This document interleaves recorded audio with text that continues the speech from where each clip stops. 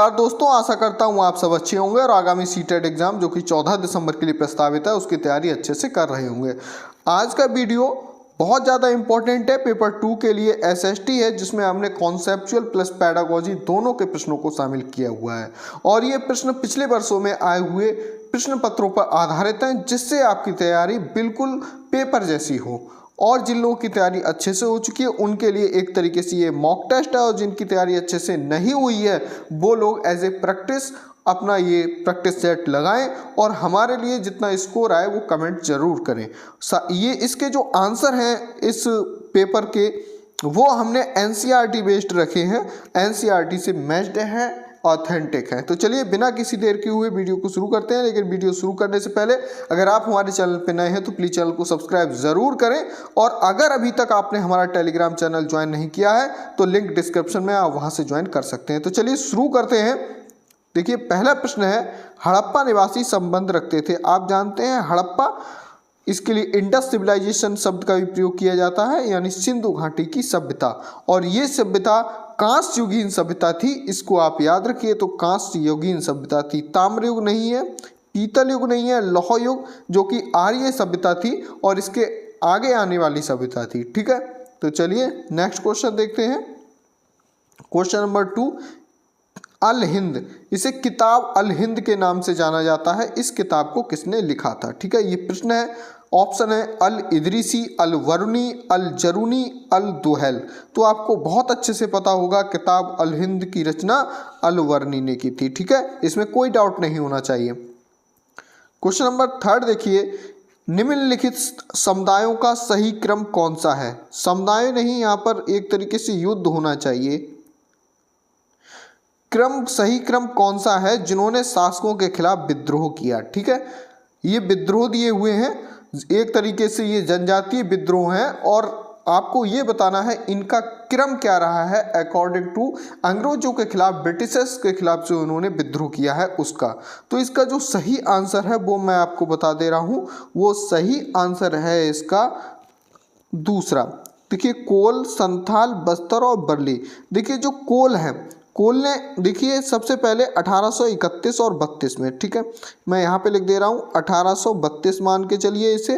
संथालों ने जो विद्रोह किया था वो 1855, यानी कि इसको याद रखने का सीधा सीधा तरीका है जो 1857 की क्रांति हुई थी उससे 2 साल पहले। ठीक है, और बस्तर ये लेटेस्ट है 1910, ठीक है, और बरली 1940।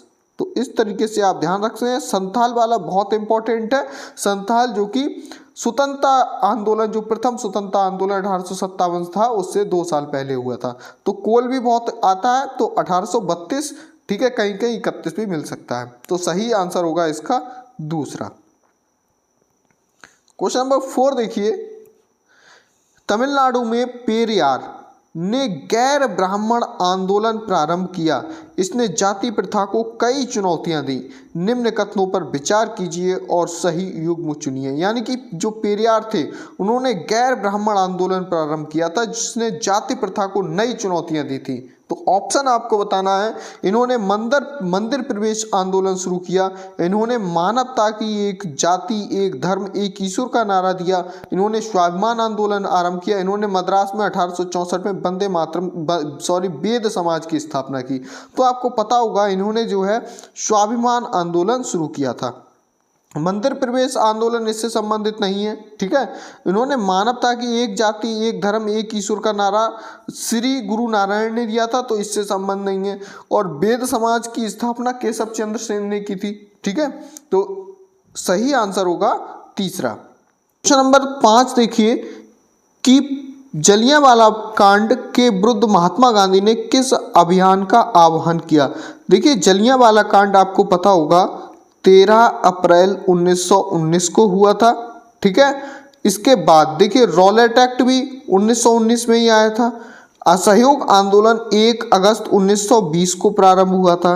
ठीक है, और खिलाफत आंदोलन असहयोग आंदोलन के साथ ही इंक्लूड था। ठीक है, और जो सविनय अवज्ञा आंदोलन था, ध्यान रखिए, ये दांडी मार्च समाप्त हुआ था जब 12 मार्च 1930 को गांधी जी ने 78 व्यक्तियों के साथ जब वो चले थे, उन्होंने दांडी मार्च किया था। उसके बाद 1931 में उन्होंने सविनय अवज्ञा आंदोलन 6 अप्रैल 1931 के लिए, ठीक है। तो सविनय अवज्ञा आंदोलन भी नहीं होगा, ठीक है, क्योंकि 1931 में हुआ था ये। तो जो सही आंसर है वो है असहयोग आंदोलन, ठीक है। ध्यान रखिए कि इन्होंने असहयोग आंदोलन शुरू किया था जलियांवाला बाग हत्याकांड के जो बाद असहयोग आंदोलन। तो सही आंसर होगा दूसरा।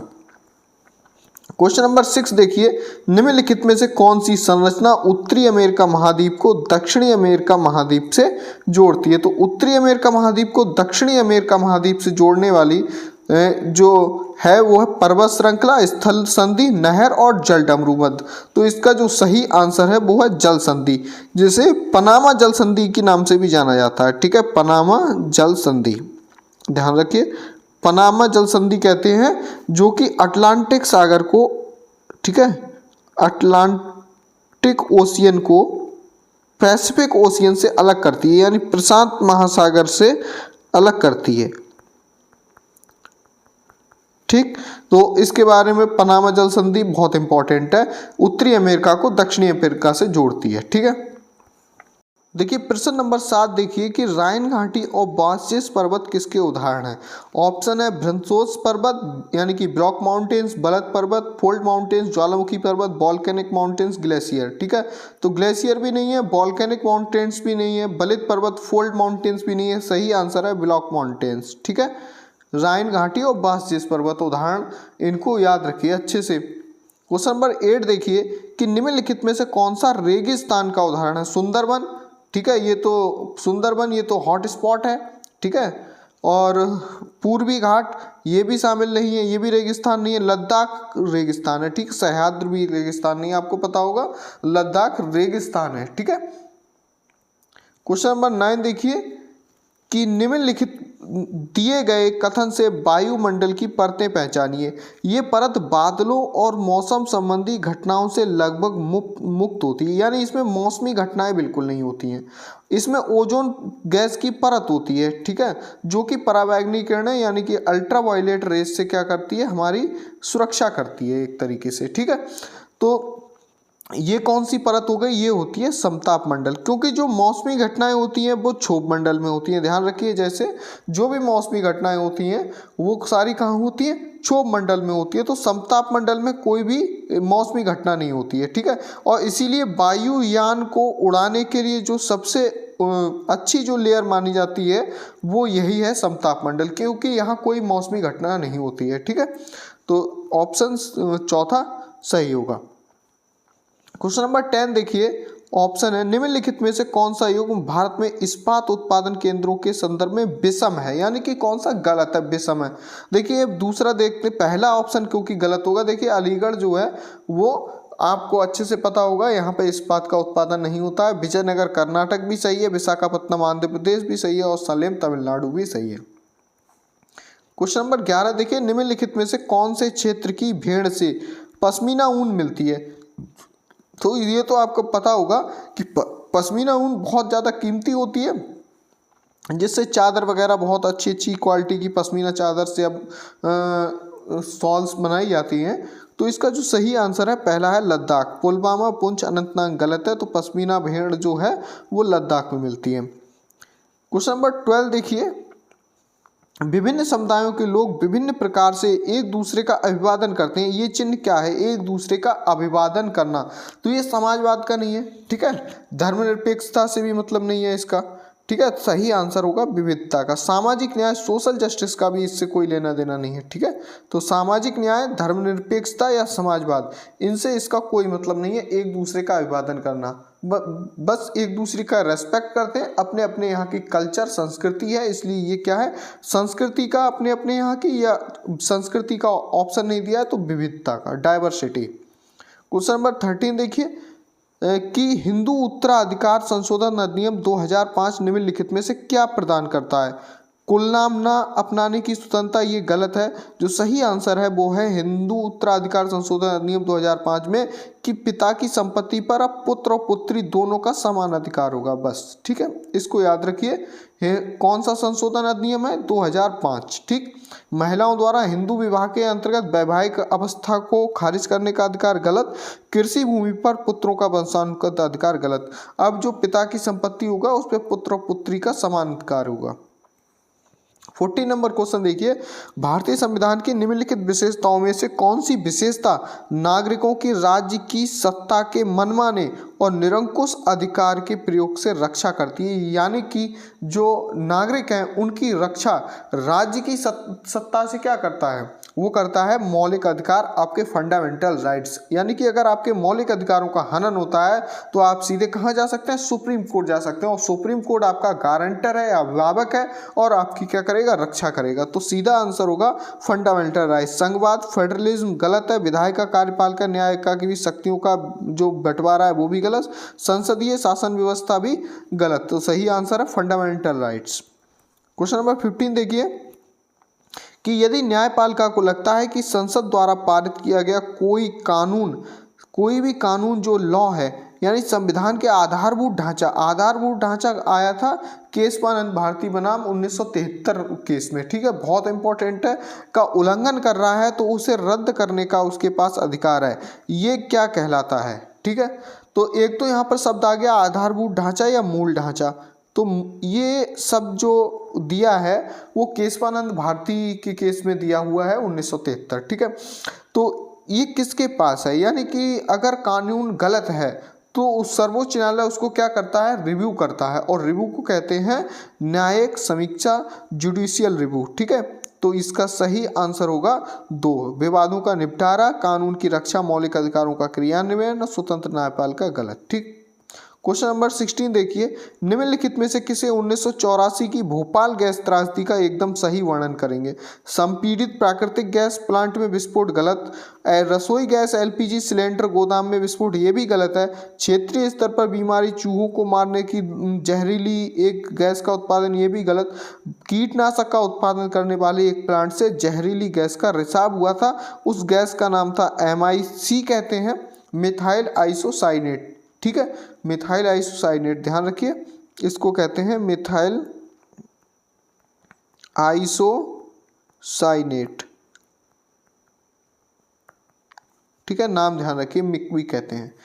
17 नंबर क्वेश्चन देखिए कि इतिहास के किस भाग को एक विशेष स्तर पर पढ़ाना है? ये निर्भर करता है, किस पर निर्भर करता है? ठीक है, ये निर्भर करता है इतिहास के लक्ष्यों एवं उद्देश्यों पर कि हमें किस भाग को पढ़ाना है, एंशिएंट पढ़ाना है, मिडिवल पढ़ाना है, या मॉडर्न पढ़ाना है, ये हम किस स्तर पर पढ़ाना चाह रहे हैं ये इस पर डिपेंड करेगा। तो तीसरा ऑप्शन सही होगा, अवसर, स्वभाव या मान्यताओं पर, गलत। क्वेश्चन नंबर 18 देखिए, छात्रों को मानचित्रण की प्रारंभिक शिक्षा देने के लिए आप क्या आरंभ करेंगे? ठीक है, आप आरंभ करेंगे तो मानचित्र का परिचय देकर, गलत। सबसे ज़्यादा जरूरी है वो आंसर सही होगा। छात्रों को कक्षा का मानचित्र बनाने के लिए कक्षा का मानचित्र थोड़ा ना बनवाना है, मानचित्र की रूपरेखा को अंकित करने का निर्देश देकर कुछ हो सकता था, लेकिन ऑप्शन नेक्स्ट वाला और पढ़ लेते हैं कि छात्रों को दिशाओं, यानी कि दिशाओं, स्केल, मापदंड और चिन्हों को समझाकर, बिल्कुल सही है। सबसे पहले जरूरी है दिशाओं के बारे में बताएं, स्केल पैमाना कैसे मापा जाता है, ठीक है, और चिन्हों को समझाकर। 19 नंबर क्वेश्चन है, अध्यापक अवसर और उपयुक्त साधन प्रदान कर विद्यार्थियों को स्वयं प्रयोग, अन्वेषण व विश्लेषण के लिए कहकर निम्न में से किस उपागम का प्रयोग कर रहा है? तो पाठ्य पुस्तक आधारित तो उपागम बिल्कुल गलत है। ठीक है, क्योंकि यहाँ पर क्या हो रहा है? स्वयं प्रयोग भी हो रहा है, अन्वेषण, इनोवेशन और एनालिसिस सब कुछ हो रहा है। तो क्या होगा? कोई क्रिएटिव चीज जरूर आनी चाहिए। तो सामाजिक रचनात्मक उपागम, ठीक है, रचनात्मक यानी कि सोशल कंस्ट्रक्टिव, तो सही आंसर होगा दूसरा। अध्यापक केंद्रित गलत है। देखिए वैसे भी पुस्तक केंद्रित, अध्यापक केंद्रित नेगेटिव कीवर्ड है, तो ये तो कैसे भी सही नहीं होगा, और व्यवहारवादी भी सही नहीं होगा। ऑप्शन होगा दूसरा। क्वेश्चन नंबर 20 है, देखिए कि जल के विषय में पढ़ाते हुए या पढ़ते हुए, सॉरी यहाँ पे पढ़ाते हुए होना चाहिए, हुए अध्यापक एक लड़की की जो घर पर कई प्रकार से जल बचाती है कहानी सुनाता है, वह कौन सी युक्ति यानी स्ट्रेटजी का प्रयोग कर रहा है? ठीक है, वृत्तांत उपागम, अवलोकनात्मक उपागम, समस्या समाधान उपागम या चर्चा। तो सही आंसर है वृत्तांत। वो एक कथा बता रहा है, एक तरीके से एक वृत्तांत या किस्सा कहते हैं जिसे आमतौर पर गांव में, ग्रामीण क्षेत्रों में किस्सा, ठीक है, किस्सा या कहानी। वो एक तरीके की कहानी बता रहा है जिससे लोग मोटिवेट हो, प्रेरणा लें बच्चे, और फिर क्या करें, उससे जल बचाने की प्रेरणा मिले उन्हें। तो क्या कर रहा है, वृत्तांत उपागम। अवलोकन नहीं कर रहा है, ना समस्या समाधान, ना तो चर्चा कर रहा है। चर्चा होती है इंटरेक्शन हो, बच्चे भी कुछ बोले और टीचर भी कुछ बोले।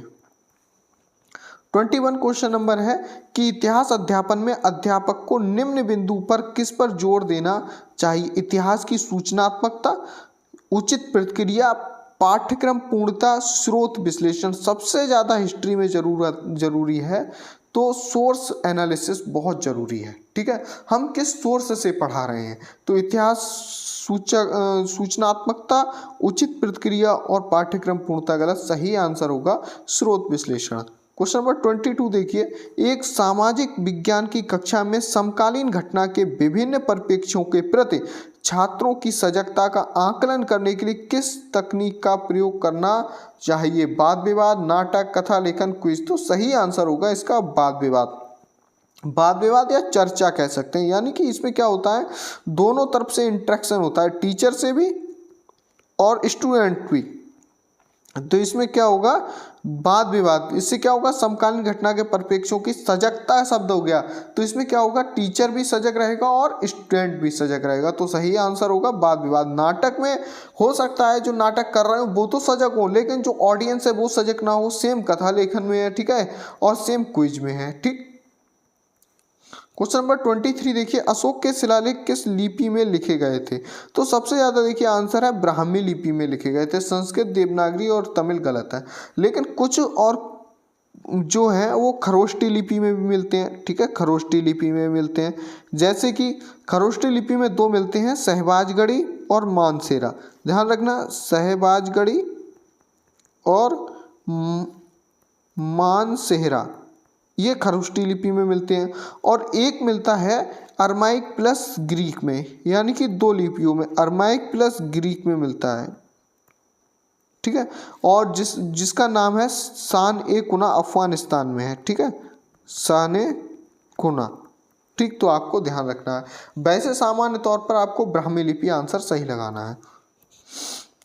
24 देखिए, 5वीं एवं 6ठी शताब्दी वर्तमान के तमिलनाडु में बड़े स्तर पर खेती करने के लिए ये आवश्यकता क्या आवश्यक है, ठीक है। सिंचाई के लिए तटबंध का निर्माण हो, भूमि का वनारोपण हो, घास स्थलों को हटाया जाए, अधिकारियों को करों का भुगतान हो। तो सही आंसर था खेती करने के लिए, सिंचाई के लिए तटबंध का निर्माण किया जाए। तो भूमि का वनारोपण, घास स्थलों को हटाना, अधिकारियों को करों का भुगतान गलत है। तो सही आंसर था पहला, तमिलनाडु में, ठीक है।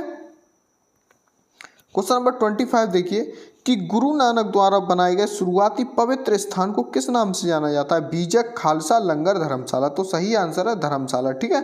बीजक नहीं, खालसा तो एक पंथ का नाम था जो उन्होंने चलाया था, और लंगर तो एक सेवा है जो आप जानते हैं, ठीक है। तो सही आंसर होगा, स्थान चूंकि पूछ रहा है तो धर्मशाला। 26 देखिए कि निम्नलिखित में से कौन सी नई प्रणाली हाल्ट मैकेंजी द्वारा तैयार की गई थी। तो देखिए, स्थायी बंदोबस्त तो लॉर्ड कॉर्नवालिस ने तैयार किया था, लॉर्ड कॉर्नवालिस 1993, ठीक है, 1992। और महलवाड़ी ये सही है हॉल्ट मैकेंजी, और रैयतवाड़ी को थॉमस मुनरो, ठीक है, थॉमस मुनरो। तो ये तो काट देते हैं। चौथी अस्थायी बंदोबस्त, तो सही आंसर होगा दूसरा। 27 देखिए, निम्नलिखित में से किस राज्य के कैकोलार और देवांग समुदाय बुनकरी के लिए प्रसिद्ध थे। तो इसका जो सही आंसर, जो पश्चिम भारत, पूर्वी भारत, उत्तर भारत और दक्षिण भारत, सही आंसर है दक्षिण भारत, ठीक है। कैलोकार और देवांग समुदाय बुनकरी के लिए प्रसिद्ध थे। 28 देखिए, किसने काश्तकार की चाबुक नामक पुस्तक लिखी। नारायण गुरु, वंदना शिवा, ज्योतिराव फूले, ईवी रामास्वामी। तो सही आंसर है ज्योतिराव फूले, जिन्होंने गुलामगिरी लिखी थी। तो ये भी प्रश्न कई बार आता है, गुलामगिरी, ठीक है। तो गुलामगिरी और काश्तकार की चाबुक, ज्योतिराव फूले। 29 देखिए, निम्नलिखित में से किस स्वतंत्रता सेनानी जो वर्तमान के कर्नाटक से थी, ठीक है, प्रभात फेरियों का आयोजन किया। तो सरोजनी नायडू ये कर्नाटक से नहीं थी, अंबाबाई बिल्कुल सही आंसर है। बेगम हजरत महल लखनऊ और ये भी विजय लक्ष्मी पंडित, ये कोई भी कर्नाटक से नहीं था। तो सही आंसर आपको वैसे ही पता लगना चाहिए, उन्होंने कह दिया कर्नाटक से है, तो ये अंबाबाई। 30 नंबर एक क्वेश्चन है, निम्नलिखित में से कौन सा कथन भारतीय यानी इंडियन कॉन्स्टिट्यूशन के बारे में सही है। भारतीय संविधान 26 जनवरी 1950 से लागू हुआ, यानी कि पहला सही है। इसमें सार्वभौमिक वयस्क मताधिकार को लिया गया और सभी भारतीय जो 18 वर्ष से अधिक आयु के हैं को वोट देने का अधिकार दिया गया। ये गलत है, क्योंकि जब संविधान लागू हुआ तो वहाँ जो 21 वर्ष से अधिक के थे उनके लिए पहले वोट देने का अधिकार था, लेकिन जो 61वें संविधान संशोधन अधिनियम है, ठीक है, जो उसके द्वारा आयु को 18 वर्ष से 21 वर्ष से घटाकर 18 वर्ष किया गया। ठीक है, तो इस तरीके से ये पहला वाला जो दूसरा वाला जो है वो जो है मूल संविधान में नहीं था, 61वें संविधान संशोधन द्वारा लाया गया। सभी नागरिकों को कानून के समक्ष समान, हाँ बिल्कुल, जो फंडामेंटल राइट है उसमें आर्टिकल नंबर 14 यानी कि कानून एवं विधि के समक्ष समता का अधिकार। ठीक है, तो ये आर्टिकल नंबर 14 में ऑलरेडी था। तो बी ए सही है और सी सही है, तो सही आंसर होगा चौथा ए और सी। आशा करता हूँ वीडियो आपको अच्छा लगा होगा। अच्छा लगा हो तो हमें कमेंट करें, सपोर्ट करें, जिससे हम इस तरीके के आपके लिए और भी वीडियो लाएं। चलिए मिलते हैं नेक्स्ट वीडियो में, तब तक के लिए जय हिंद, वंदे मातरम।